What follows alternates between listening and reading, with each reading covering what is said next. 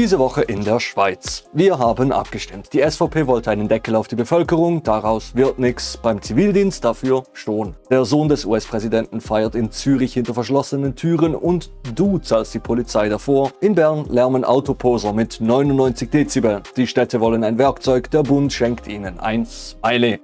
Und man sperrt Menschen ein, weil sie für eine Buße nicht zahlen konnten. Für das Doppelte von dem, was die Buße je wert war. Und damit herzlich willkommen bei Bünzli Breaking, die wöchentliche Ausländer nicht abschiebende, aber Pfleger aus dem Spital weghaltende, Mar-a-Lago Junior beschützende, Motor aufheulen lassende und Ersatzfreiheitsstrafe durchsetzende Bewegtbildproduktion wird präsentiert vom Bünzli. Und wenn ich mich mal wieder verplappere, dann gibt es den Gögi, wo das Ganze irgendwie rettet.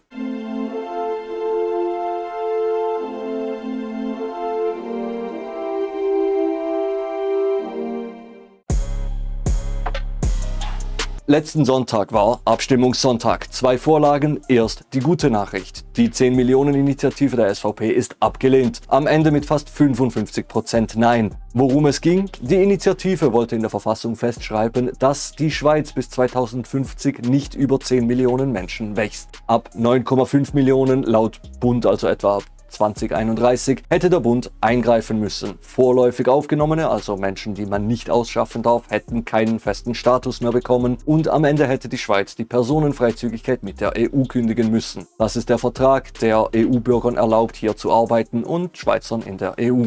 Es ist ein Nein. Zuerst mal durchschnaufen, aber 55-45 heisst, fast die Hälfte haben den Deckel eben wollen. Wir haben die Initiative seit dem Frühling beobachtet, und zwar da und da. Und jedes Mal sind wir am gleichen Punkt rausgekommen. Das war der 10. Versuch seit 1970. Der erste von James Schwarzenbach und nachher ist es halt auch nicht mehr besser geworden. Seither alle paar Jahre einen neuen Aufguss. Mal sollen es 12% Ausländeranteil sein, mal 6,2 Millionen Einwohner.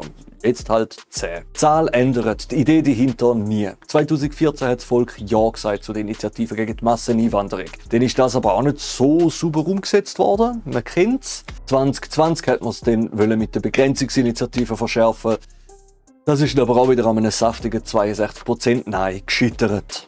Am Sonntag wieder Nein. Übersetzt heisst das, in 5-6 Jahren liegt der 11. Aufguss im Briefkasten.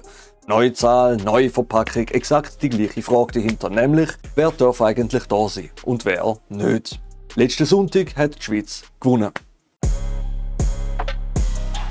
Und jetzt die schlechte Nachricht. Sie geht fast unter. Die Schweiz hat einer Änderung beim Zivildienst zugestimmt mit rund 53% Ja. Was sich ändert? Zivildienst dauert neu mindestens 150 Tage. Wer die militärische Ausbildung abgeschlossen hat, kann nicht mehr wechseln. Dazu kommt eine jährliche Einsatzpflicht. Die Begründung der Befürworter: die Armee verliere zu viele Leute an den Zivildienst. Dagegen ergriff der Zivilstandsverband Civiva das Referendum. Ihr Argument: die Änderung bringe der Armee wenig, koste aber Personal genau dort, wo die Zivis den Großteil ihrer 1,9 Millionen Diensttage leisten. In Spitälern, Heimen, Schulen und Umweltschutz. Im November haben wir über den Service Citoyen abgestimmt. Dienst für alle, Männer, Frauen, militärisch oder zivil. Mehr Leute für die Armee, mehr für die Pflege, mehr für den Zivilschutz.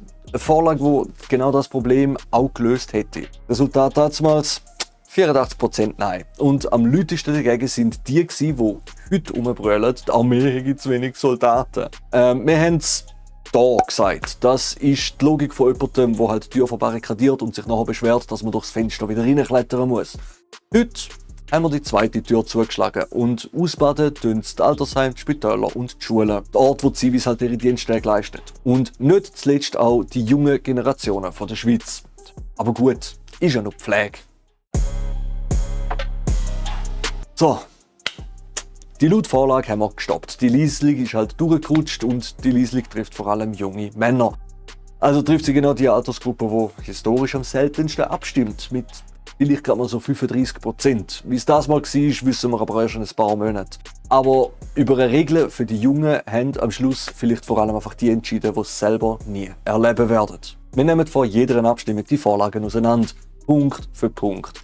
Das nächste Mal im September wäre dann Ernährung und Neutralität. Wenn du dann wissen willst, was wirklich drin steht und nicht nur was auf dem Wahlplakat steht, abonniere uns. Und bis dahin gibt es halt wöchentliche News.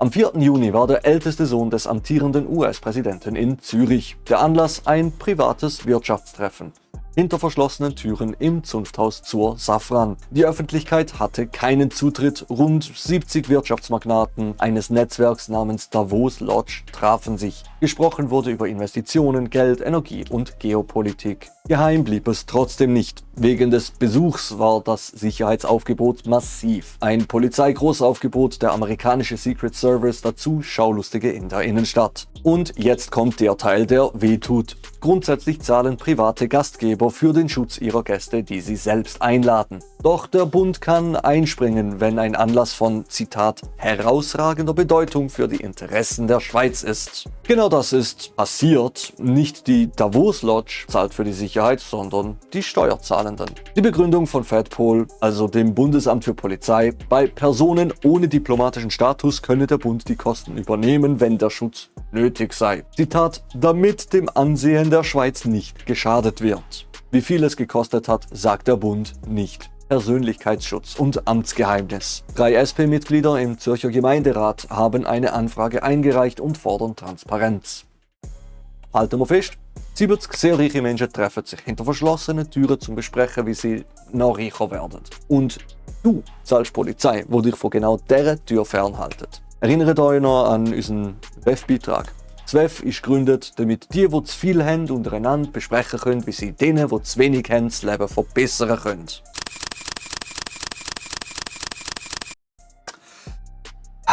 Funktioniert grossartig bis jetzt, oder? Also, und das da ist etwa das Gleiche. Nur mit dem Erbprinz vom Mar-a-Lago als Stargast. Und die Begründung ist der eigentliche Witz. Wir zahlen das, damit das Ansehen von der Schweiz keinen Schaden nimmt. Liebe Behörden, das Ansehen von der Schweiz nimmt Schaden, sobald ein Sohn von einer pädophilen Orange da überhaupt aus dem Flüger steigt. Polizeikosten, die sind das kleinste Problem. Und jetzt das Beste.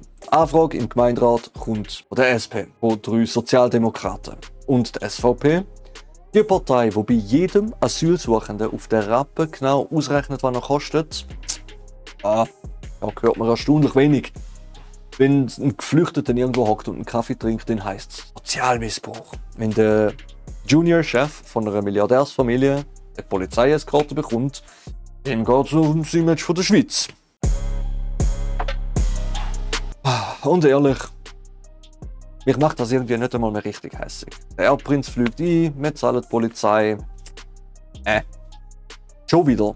Und genau das Schulterzucken ist irgendwie das Problem. Wir haben uns daran gewöhnt, dass hier da oben uns die Rechnung schicken. Dass es kaum noch jemand aufregt.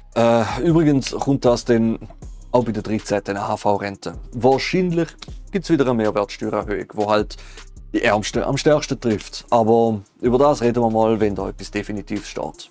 Hässig müssen wir sein. Und wir sind es einfach nicht.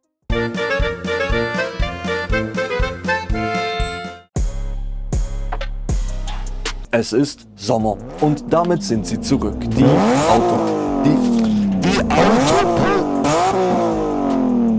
In Bern messen sie bis zu 99 Dezibel. Zum Vergleich, das ist ungefähr so laut wie ein Presslufthammer aus ein paar Metern. Die Hotspots in der Stadt, der Nordring, die Lorrainebrücke, der Bahnhof und der Bubenbergplatz, die Montbijou-Brücke und die Bundesgasse. Letztes Wochenende hat die Kantonspolizei Bern 16 Lenkende wegen Lärmverstößen angezeigt. Politisch passiert auch etwas. 2 Berner Grüne, Stadtrat Michael Rueffer und Jelena Filipovic vom Grünen Bündnis, haben eine Interpellation eingereicht. Das ist ein offizielles Schreiben, mit dem das Parlament von der Regierung Antworten verlangt. Sie wollen Zahlen und Maßnahmen. Und die Stadt Bern? Sie sagt, sie habe wenig Handhabe und verweist auf den Bund. Mal kurz zu den Autoposer selber. Ihr kennt meine Meinung. Wer so viel Lärm braucht zum Auffallen, hat halt sonst meistens irgendwie wenig mit dem auffallen könnte. Aber das Bedürfnis dahinter ist halt real. Die müssen irgendwo an mit dem, was sie haben. Und wenn kein Raum dafür geschaffen wird, dann wird sich Raum genommen.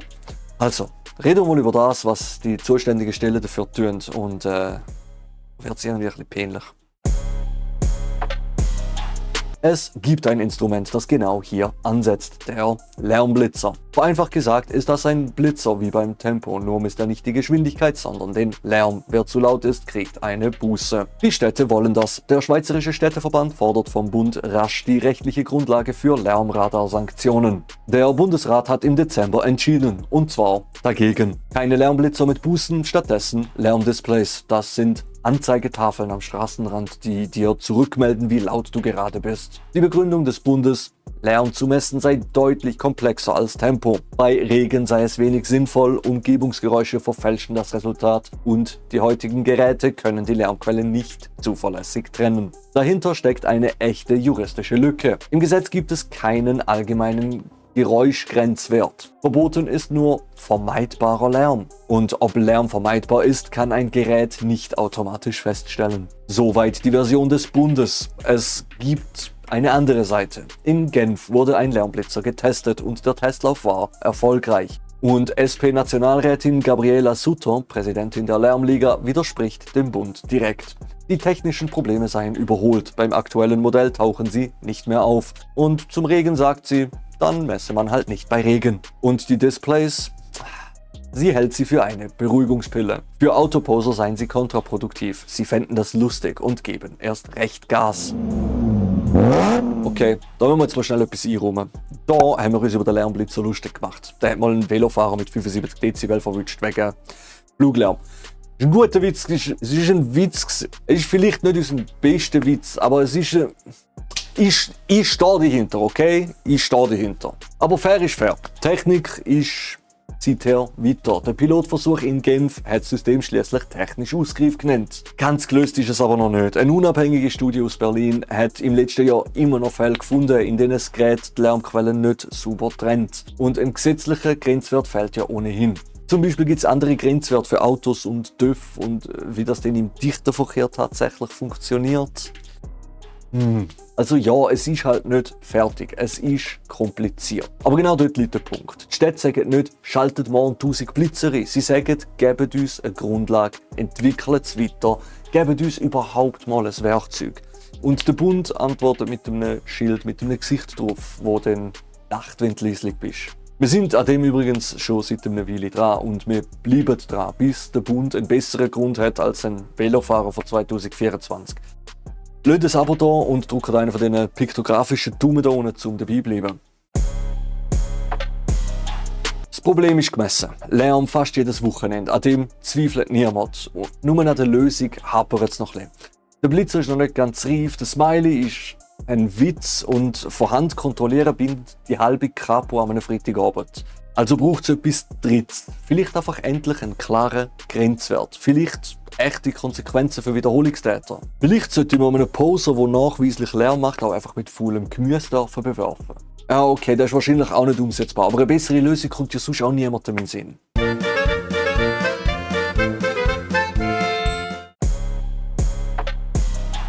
In der Schweiz kann eine nicht bezahlte Buße im Gefängnis enden. Das nennt sich Ersatzfreiheitsstrafe. So funktioniert es. Du bekommst eine Buße, du zahlst sie nicht, der Staat versucht das Geld einzutreiben über die Betreibung. Geht das nicht, wird die Buße in Hafttage umgerechnet. Die Regel ist, grob 100 Franken Buße sind 1 Tag Gefängnis. Wer das Geld später doch noch auftreibt, kommt frei. Der Rest sitzt es ab.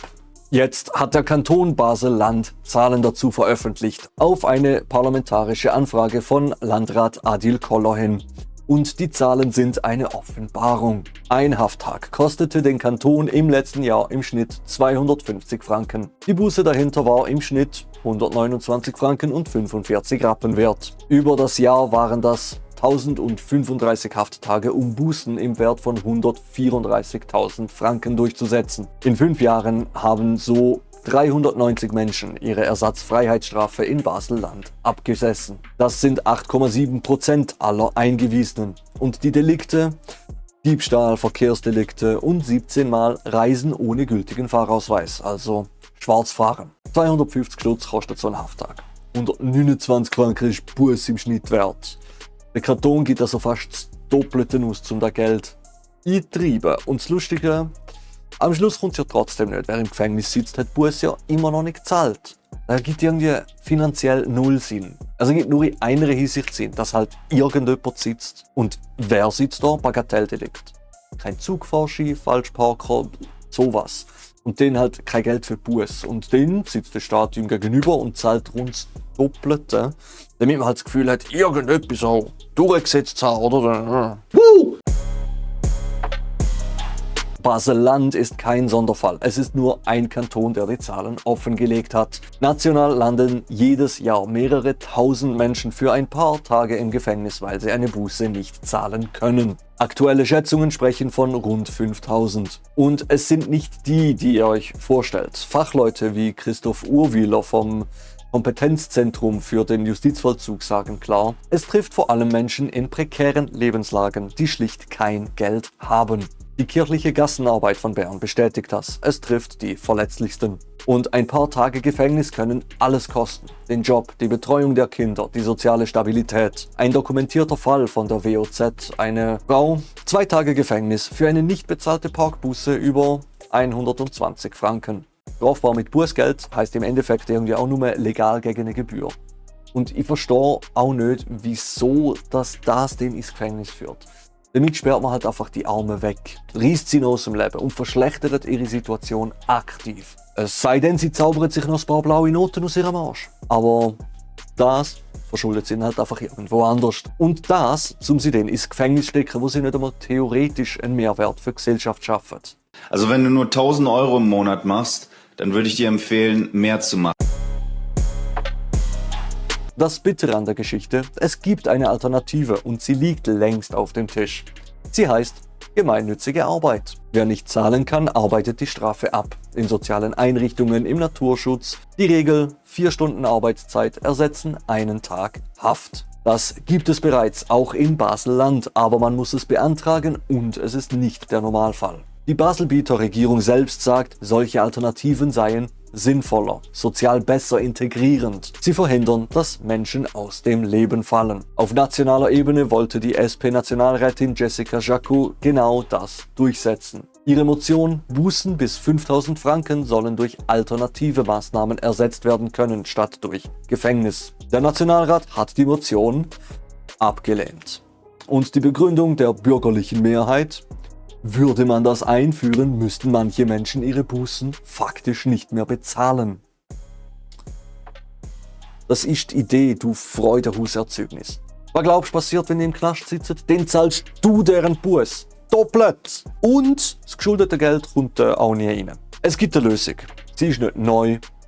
Gemeinnützige Arbeit. Du arbeitest deine Strafe ab. Im Heim, im Naturschutz, wo auch immer. Ein paar Stunden Arbeit für einen Tag, wo dir sonst im Gefängnis abgezogen wird. Das ist billiger für den Staat und es ist besser für den Mensch, weil er seinen Job halten kann und nicht aus seinem Leben gerissen wird. Sogar Basel wird der Regierung selber sagt das. Abarbeiten statt absitzen. Ja, das ist so die Sorte Geschichte, wo einzeln irgendwie untergeht. Ein Parkzettel, ein Hafttag, eine abgelehnte Motion. Wir sitzen das da zusammen. Jeden Samstag. So. Aber und so. Also, wir haben die Möglichkeit, dass Bussen im Knast abgehackt werden. Das reißt die Ärmsten aus ihrem Leben und die Kosten für den Staat sind im Schnitt das Doppelte davon, was Buß ursprünglich mal gekostet hat. Aber auf das kommt es nicht an. Ich sehe drin einfach keinen einzigen Vorteil. Alternative: Sozialstunden im Gegenwert zu den Buß. Da wird auch ein wirtschaftlicher Mehrwert geschaffen und das Bußgeld, wo anders nicht eingetrieben werden kann, wird über eine Arbeitsleistung verdient. Das klingt doch wunderbar, aber im Nationalrat, spätestens dort hört das Geldargument auf zu existieren. Dort soll wohl Armut einfach nochmal ein bisschen mehr wehtun. Für das gibt es übrigens das Wort: Klassenjustiz. Ja.